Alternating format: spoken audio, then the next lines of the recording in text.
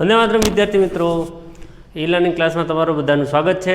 આપણે ભણતા હતા ચેપ્ટર નંબર 13 અને એમાઇન સંયોજનો 12 સાયન્સની અંદર. ઓકે, તો એની અંદર આપણે એના રાસાયણિક જે ગુણધર્મો જે છે એની આપણે ચર્ચા કરી હતી. ને એમાં આપણે એવું મુદ્દો જોઈ ગયા હતા કે જે આપણા એમાઇન સંયોજનો જે છે એ એકંદરે બેઝિક સ્વભાવ દર્શાવે છે. આગળના વિડીયોની અંદર આપણે બધી વાત થઈ ગઈ છે, છતાં બી એકવાર જરા થોડું રિવિઝન આપી દઈએ. તો એની અંદર આપણે 3 પ્રકારની વસ્તુની વાત કરી હતી. એમોનિયા, બરાબર.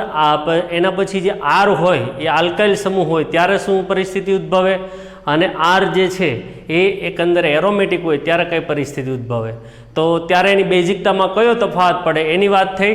અને પછી આપણે એવું કીધેલું કે 3 વસ્તુ પર ખાસ અસર કરે: પ્રેરક અસર, સોલ્વેશન ને અવકાશીય અવરોધ. એના પછીની થિયરી આપણે શરૂ કરી હતી, અને એ થિયરી કંઈક આ બોર્ડ ઉપર તમારી સામે છે જ. અને એ થિયરી છે આપણે એકંદરે આલ્કેનેમાઇન સંયોજનો વિરુદ્ધ એમોનિયા. અને એની અંદર આપણે એવું જોઈ ગયા હતા કે આલ્કેનેમાઇનની અંદર, બરાબર, આ એમોનિયા અને આલ્કેનેમાઇન છે, અને એની અંદર આલ્કેનેમાઇન પાસે આર હોય, અને આર હોય તો એ પ્રેરક અસર ઉદ્ભવે છે, આ અસર ઉત્પન્ન કરે છે. પ્રેરક અસર શું એ તમને મેં હોમવર્ક આપેલું કે તમારે 11 સાયન્સની બુક ખોલી અને રીડિંગ કરવાનું છે. તમે બધા વિદ્યાર્થી મિત્રોએ રીડિંગ કર્યું હશે. ઓકે, તો એ ખાસ ધ્યાન રાખજો.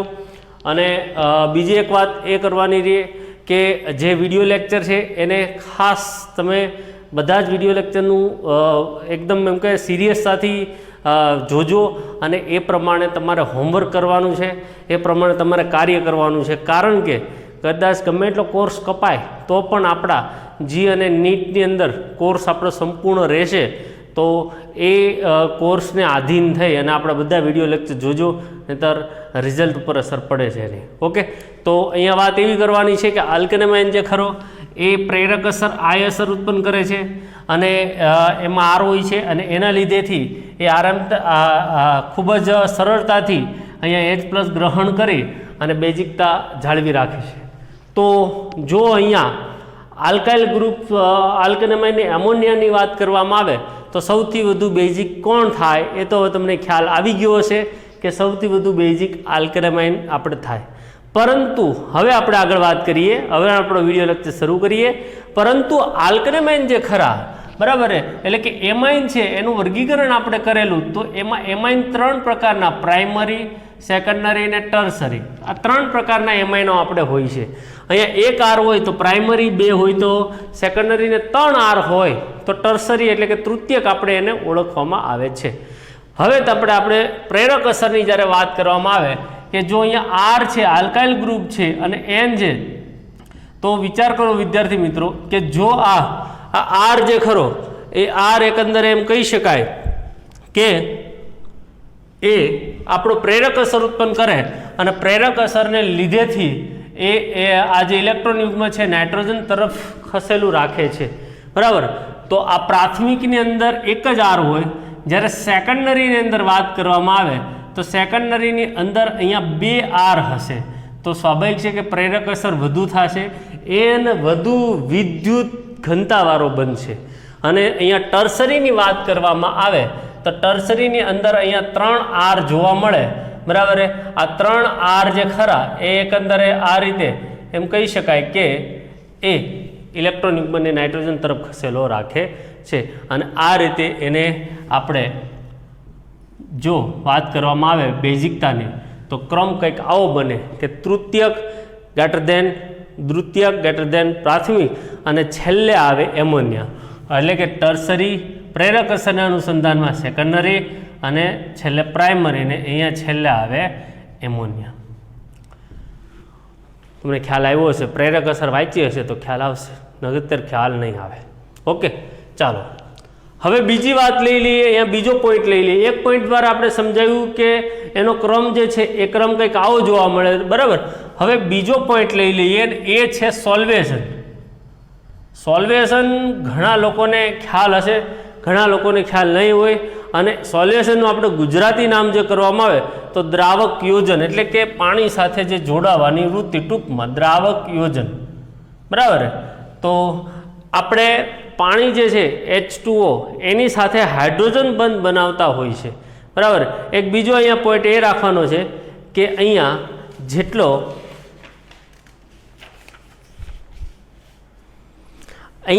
આપણે એમ કહી શકાય કે દ્રાવક યોજન એટલે કે જેટલા પાણી સાથે વધુ જોડાય હાઇડ્રોજન બંધ બનાવે એટલી એકંદરે બેઝિકતાની દ્રષ્ટિએ ખૂબ જ આપણે એમ કહી શકાય કે વધારે પડતી આપણે બેઝિકતા આપણે એને કહી શકાય છે.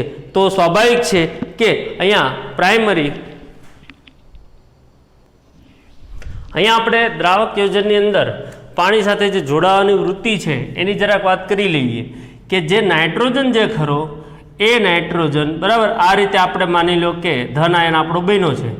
તો આ H જે ખરો બરાબર આપણા જે H છે એ જેટલા પાણી સાથે હાઇડ્રોજન બંધ બનાવશે એટલી એની સ્થાયીતામાં વધારો થાય છે. શું થાય? એની સ્થાયીતાની અંદર વધારો થાય, અને જેટલી સ્થાયીતા વધુ એટલે આપણી એની બેઝિકતામાં આપણે વધારો કહી શકાય છે. હવે જો એનો મતલબ એવો થાય કે અહીંયાથી આપણે પાણીનો અણુ O આ રીતે H આ રીતે પાણીના અણુ સાથે આ રીતે જોડાણ પામતા હોય છે બરાબર. અને એવી જ રીતે આપણે આગળ વાત કરીએ તો પ્રાથમિકની અંદર આવી રીતે આ 2 બરાબર ને 3 આ 3 H અવેલેબલ હોય પ્રાથમિકની અંદર. સેકન્ડરીની અંદર આપણે વાત કરીએ તો સેકન્ડરીની અંદર અહીંયા 2 R હોય, અહીંયા 2 જ H વચ્ચે ધન આયનમાં વાત થાય છે એટલે અહીંયા OH2 બરાબર આ રીતે એની પાસે 2 જગ્યા અવેલેબલ છે. અને જ્યારે ટર્સરીની અંદર તો ફક્ત ને ફક્ત જે આવનારો H આપણો જોડાયેલો છે એ જ આપણો એમ કહી શકાય કે હાઇડ્રોજન બંધ બનાવે છે બરાબર. ખ્યાલ આવ્યો તમને શું કહેવા માગું છું કે અહીંયા જેટલા આપણી પાસે H અવેલેબલ હશે એટલા પાણી સાથે હાઇડ્રોજન બંધ બનાવશે એને હવે દ્રાવક યોજન આપણે કહી શકાય, અને એટલી સ્થાયીતા વધુ થશે બરાબર. તો ધન આયનની હું સ્થાયીતાની વાત કરું, જો આપણે હાઇડ્રોજન H+ લઈ અને જ્યાં ધન આયન બન્યો છે એ ધન આયનની સ્થાયીતાની વાત કરું તો અહીંયા એની પાસે 3 H હશે એટલે 3 જગ્યાએ હાઇડ્રોજન બંધ બનશે એટલે સ્થાયીતા એની વધારે હશે. જો સેકન્ડરી પ્રકારનો આપણો એમાઇન હશે તો સ્વાભાવિક છે કે એક જગ્યાએ 2 જગ્યા આપણા R હોય એટલે એક જ H વિધો અને બીજો એક આવેલો H એટલે ટોટલ 2 જ H હશે તો એની સ્થાયીતા પ્રાથમિક કરતાં ઓછી થશે. અને ટર્સરીની વાત કરવામાં આવે તો એની પાસે 3 R હોય તો ફક્ત જે આવનારો H છે ને એની સાથે જ હાઇડ્રોજન બંધ હશે. તો પછી અહીંયા એમ કહી શકાય એની સ્થાયીતા સેકન્ડરી કરતાં પણ ઓછી થશે બરાબર. તો અહીંયા તદ્દન વિપરીત શબ્દ આવ્યો, જે આપણો અહીંયા શબ્દ હતો પ્રેરક અસરમાં જે આપણો ક્રમ આવ્યો છે એ ક્રમની તદ્દન વિરુદ્ધ આપણે આ થિયરી પ્રમાણે આવ્યો. કઈ થિયરી? દ્રાવક યોજન થિયરી પ્રમાણે આ ક્રમ જે છે એ એનાથી વિરુદ્ધનો ક્રમ આવ્યો બરાબર.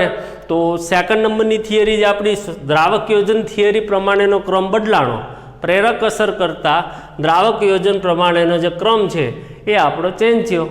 ઓકે, તો હવે આપણે લઈ લઈએ એના પછી અવકાશીય અવરોધની વાત કરવામાં આવે.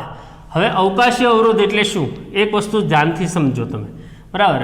કે આ આપણો N છે, આ આપણો R છે. R એટલે આપણો આલ્કાઇલ સમૂહ છે, અને આલ્કાઇલ સમૂહની પાસે આ બંધકારક ઇલેક્ટ્રોન યુગ્મ હોય અને આ H+ જે છે અહીંયા જોડાવાનો છે. ઓકે, તો વિદ્યાર્થી મિત્રો આ R જે છે ને એ જેટલો મોટો હશે ને, જેટલો બરાબર મોટો હોય બરાબર, R જેમ મોટો હોય એવી રીતે અવકાશીય અવરોધ વધે.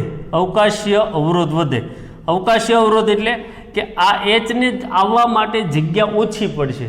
માની લો કે R મોટો એટલે શું? તો કે R એટલે માની લો કે તમે CH3 લ્યો એની બદલે બરાબર R તરીકે તમે CH3CH2 ઇથાઇલ ગ્રુપ લ્યો તો આનો અવકાશીય અવરોધ ઓછો હોય કોની સરખામણીમાં? ઇથાઇલ કરતાં. મિથાઇલ જે ખરો એનો અવકાશીય અવરોધ ઇથાઇલ કરતાં ઓછો હશે, કારણ કે આ અણુ મોટો અણુ કહેવાય અને આ અણુ નાનો અણુ કહેવાય CH3. તો સ્વાભાવિક વાત છે વિદ્યાર્થી મિત્રો કે અહીંયા જેમ આપણો R મોટો થશે તેમ અવકાશીય અવરોધ વધશે, અને અવકાશીય અવરોધ વધશે તો તેવી રીતે H+ ને જોડાવાની શક્યતા ઓછી થઈ જશે. તો R તરીકે આપણે મિથાઇલને બદલે ઇથાઇલ લઈશું તો અહીંયા સ્થાયીતા ઘટે છે, એટલે કે બેઝિકતા ઘટે છે બરાબર. તો 3 પોઈન્ટની વાત થઈ: પ્રેરક અસર, સોલ્વેશન ને અવકાશીય અવરોધ. હવે ત્રણેય પોઈન્ટને ભેગા મળી અને વૈજ્ઞાનિકોએ એક એમ કહી શકાય સ્થાયીતા માટેનો એક ક્રમ નક્કી કર્યો. એ ક્રમને આપણે જરાક અહીંયા લેવાનો છે. બરાબર છે. આ ત્રણ પોઈન્ટ આપણા બરાબર કે પ્રેરક અસર અને સોલ્વેશન અસર અને છેલ્લો આપણો આ પોઈન્ટ અવકાશીય અવરોધ. બરાબર, એ આપણે એ ત્રણેય પોઈન્ટને ભેગા કરી અને આપણને એમ કહી શકાય કે ક્રમ નક્કી કરે છે. એ ક્રમ હમણાં આપણે જોઈએ એની પહેલાં જરા થિયરીને થોડીક વાંચીએ. બરાબર છે. સેકન્ડ જે પેરેગ્રાફ છે એને હું વાંચું છું, તમે ધ્યાનથી જોજો. વિસ્થાપિત એમોનિયા કેટાયનની સ્થાયીતા જેટલી વધારે છે તેને અનુવર્તી એમાઇન સંયોજનની બેઝિકતા તેટલી જ વધારે હોવી જોઈએ. આમ એલિફેટિક એમાઇન સંયોજનોની બેઝિકતાનો ક્રમ પ્રાથમિક, દ્વિતીયક અને તૃતીયક હોવો જોઈએ, જે પ્રેરક અસર આધારિત ક્રમથી વિપરીત છે. બીજું, જ્યારે આલ્કાઇલ સમૂહ CH3 સમૂહ જેવો નાનો હોય ત્યારે હાઇડ્રોજન બંધ માટે અવકાશીય અવરોધ હોતો નથી. જો આવ્યો ને શબ્દ, CH3 સમૂહથી મોટા આલ્કાઇલ સમૂહના કિસ્સામાં હાઇડ્રોજન બંધ માટે અવકાશીય અવરોધ ઉત્પન્ન થાય. બરાબર, એટલે અહીંયા વાત કરીએ પ્રમાણે કે જો તમે આ CH3 મોટો લ્યો તો અહીંયા જે હાઇડ્રોજન બંધ જે અહીંયા જોડાવાનો છે, બરાબર, ત્યાં અવરોધ ઉત્પન્ન થશે. આ જેટલો આર મોટો લેવામાં આવશે તેટલો, અને તે અહીંયા હાઇડ્રોજન બંધમાં અવરોધ ઉત્પન્ન થાય તો શું થાય છે એ તમે અહીંયા બોર્ડ ઉપર તમને ખ્યાલ જ છે. બરાબર, તો આ રીતે થાય છે. તેથી આલ્કાઇલ સમૂહના સ્વભાવમાં ફેરફાર થાય. CH3ના સ્થાને C2H5 થવાથી બેઝિક પ્રબળતાનો ક્રમ બદલાય છે. એટલે કે મિથાઇલને બદલે ઇથાઇલ લ્યો તો ક્રમ બદલાય. આમ આલ્કાઇલ સમૂહની પ્રેરક અસર, દ્રાવક યોજન અને અવકાશીય અવરોધની જટિલ પારસ્પરિક ક્રિયા જલીય માધ્યમમાં આલ્કાઇલ એમાઇન સંયોજનોની બેઝિક પ્રબળતા નક્કી કરે છે. જલીય દ્રાવણમાં મિથાઇલ વિસ્થાપિત એમાઇન સંયોજનો અને ઇથાઇલ વિસ્થાપિત એમાઇન સંયોજનો માટે બેઝિકતાનો ક્રમ નીચે દર્શાવ્યા પ્રમાણેનો હશે. ઓકે, તો ક્રમ કયો છે એને બી આપણે યાદ રાખવાનો. જો તમે અહીંયા આર તરીકે ઇથાઇલ લેશો, યાદ રાખજો ખાસ, આર તરીકે ઇથાઇલ લેશો તો આ ક્રમની અંદર સેકન્ડરી છે એની પ્રબળતા, એની બેઝિકતા સૌથી વધુ છે. 2 લીધા એટલે સેકન્ડરી આપણો. બરાબર, 2, 3 ને 1 આવશે ક્રમ. જ્યારે ઇથાઇલ ગ્રુપ લેવામાં આવે ત્યારે આ જે ક્રમ છે 2, 3 અને 1 આ રીતનો ક્રમ આવશે. ઓકે, આ રીતનો આપણો ક્રમ એમાં આવશે. ક્યારે? જ્યારે ઇથાઇલ લેવામાં આવશે ત્યારે. પણ જો આપણે અહીંયા જો મિથાઇલ લઈશું આપણે, બરાબર, તો મિથાઇલની અંદર CH3 ટ્વાઇસ NH એટલે કે સેકન્ડરી, અને એના પછી અહીંયા જેમ ટર્સરી છે એના બદલે, બરાબર, ઇથાઇલ લેવામાં આવે ત્યારે પ્રાઇમરી અને પછી જઈને આપણો સેકન્ડરી આવશે.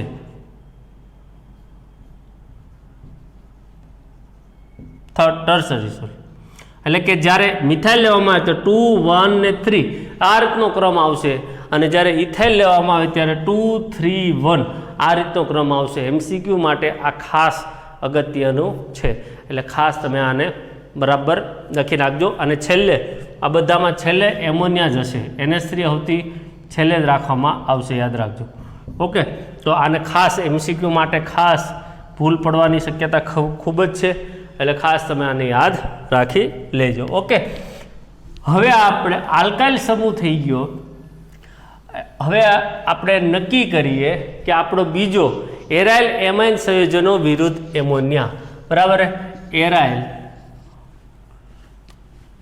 Aryl amine. તમને બધાને ખબર છે એરાઇલ એમાઇન એટલે કયો આવે પહેલો સભ્ય? તો કે સાહેબ એનિલિન. આ રીતનો આપણો ક્રમ થશે કે NH2 આમ જોડાયેલો હોય, બરાબર છે, એની પાસે બંધકારક ઇલેક્ટ્રોન યુગ્મ હોય H+, અને એમાંથી જેવી રીતે આગળ આપણે એલિફેટિકમાં બનાવ્યો હતો એવી રીતે આનો ધન આયન કંઈક આવું બનશે. બરાબર, આ રીતનો એનો ધન આયન પ્રાપ્ત થાય છે. બરાબર, આપણે PKBની વેલ્યુ પણ આપણે જોઈ છે.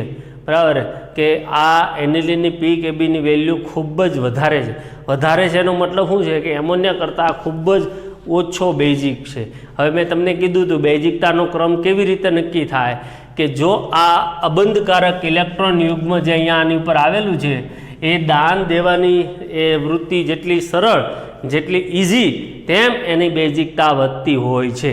અહીંયા NH2 જે ખરો એની પાસે N જે ખરો, આ N જે ખરો એ N પાસે અબંધકારક ઇલેક્ટ્રોન યુગ્મ હોય એ સરળતાથી જો દાન દઈ શકતો હોય તો એમ કહી શકાય કે એ ઇઝીલી બેઝિકતા પ્રાપ્ત કરતો હોય છે, બરાબર. તો અહીંયા થાય છે શું, બરાબર. અહીંયા આપણે જોઈએ તો સસ્પંદનતા આવશે. સસ્પંદનતાની અંદર આપણે આગળ બી ઘણી બધી વખત સસ્પંદન સૂત્ર બનાવ્યા છે, બરાબર. એટલે અહીંયા સમયને ખોટો બગાડતા નથી બગાડતા, પરંતુ સમજાવી દઉં છું કે આ જે અબંધકારક ઇલેક્ટ્રોન યુગ્મ હોય છે એ આવી રીતે આમ ડબલ બોન્ડમાં જાય, બરાબર. અને અહીંયા નીચે બેન્ઝીનનું વલય હોય એટલે સ્વાભાવિક છે કે આ બંધ જે છે તૂટીને અહીંયા આવે અને અહીંયા નેગેટિવ ચાર્જ અને ફરી પાછા આ જે યુગ્મ જે છે એ અહીંયા દ્વિબંધમાં આવે એટલે આ યુગ્મ અહીંયા આવશે, ઉપર જેમ છે તેમ જ પરિસ્થિતિ રહેશે, બરાબર. પછી આ અહીંયા દ્વિબંધમાં આવે એટલે આ સીધો અહીંયા આવશે.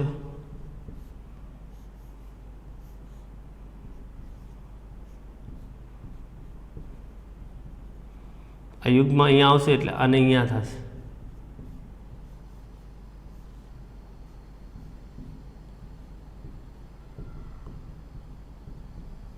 એટલે સસ્પંદન સૂત્ર અહીંયા જોવા જઈએ તો 1 2 3 4 ને 5 સસ્પંદન સૂત્ર થશે.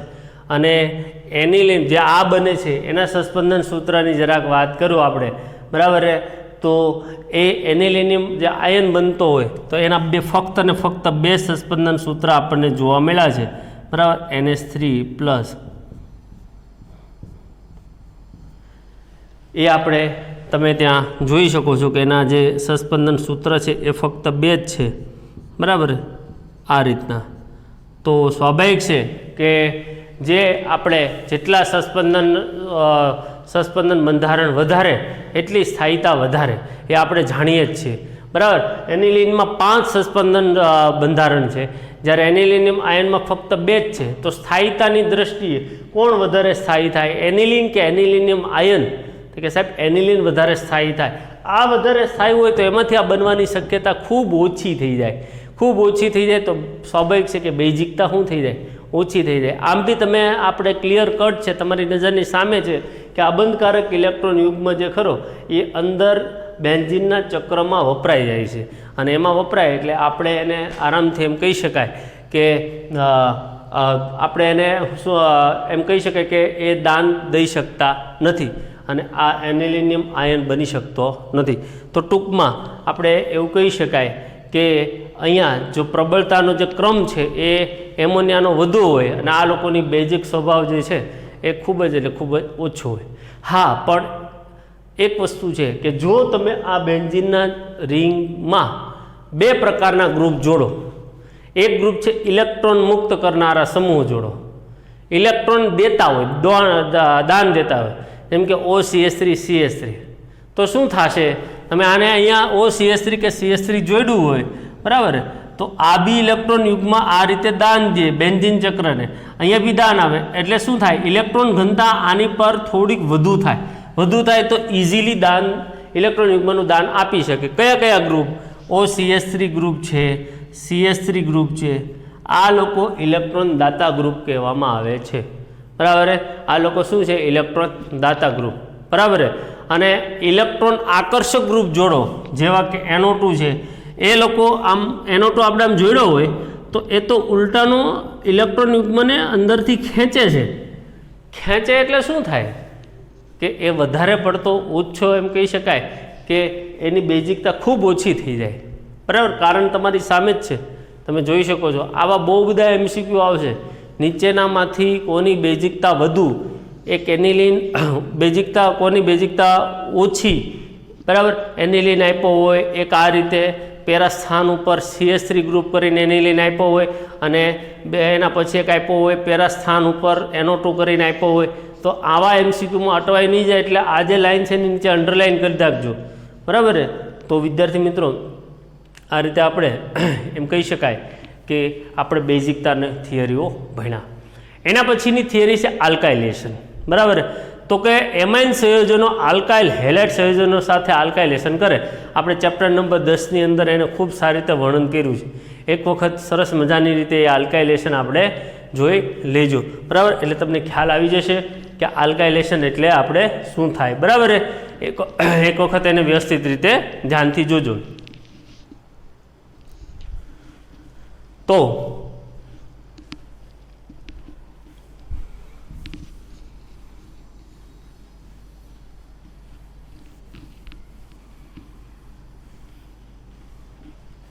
માની લો કે કોઈ એવો MCQ હોય કે નીચેનામાંથી કોની બેઝિકતા વધુ હશે, બરાબર. એમોનિયા,